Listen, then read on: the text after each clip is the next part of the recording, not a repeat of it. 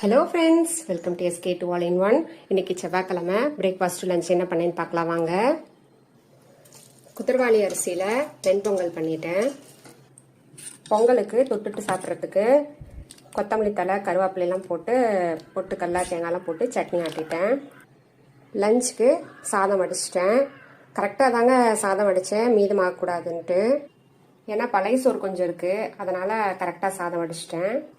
புளி ரசம் இருக்குது, தயிர் இருக்குது, அதெல்லாம் வச்சு மதிய லஞ்சு சாப்பிட்டுப்பேன்.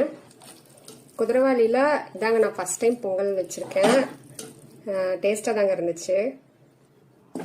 கொஞ்சமாக உருளைக்கிழங்கு ஃப்ரை பண்ணிட்டேன். என்னோட பசங்களுக்கு பிரேக்ஃபாஸ்ட்டுக்கு குதிரவாளி வெண்பொங்கல் வச்சு சட்னி ஊற்றி கொடுத்த சாப்பிட்டாங்க. பொங்கல் மட்டும் ஏன் சாப்பிட்டுக்கிட்டுன்ட்டு ஆளுக்கு 2 தோசையும் சுட்டு கொடுத்தேங்க. லஞ்சுக்கு தாளிக்காமல் பால் சாதம் பிரட்டிட்டேங்க. கடிச்சிக்கிறதுக்கு உருளைக்கிழங்கு ஃப்ரை பேக் பண்ணி, ஸ்நாக்ஸ்க்கு 2 பேத்துக்குமே உப்பு பிஸ்கட் வச்சு பேக் பண்ணி ஸ்கூலுக்கு அனுப்பிச்சி விட்டேன். என்னோட ஹஸ்பண்டுக்கு பிரேக்ஃபாஸ்ட்டுக்கு குதிரவாளி வெண்பொங்கல் சட்னி, நேற்று வச்ச முருங்கைக்காய் கத்திரிக்காய் சாம்பார், லஞ்சுக்கு பால் சாதம் பெரட்டினது, தொட்டுக்கிறதுக்கு எலுமிச்சம்பழம் ஊறுகாய் வச்சு 2 பெரிய நெல்லிக்காய் வச்சு பேக் பண்ணி கொடுத்து விட்டேன். இதுதாங்க எங்களோட பிரேக்ஃபாஸ்ட் லஞ்சு.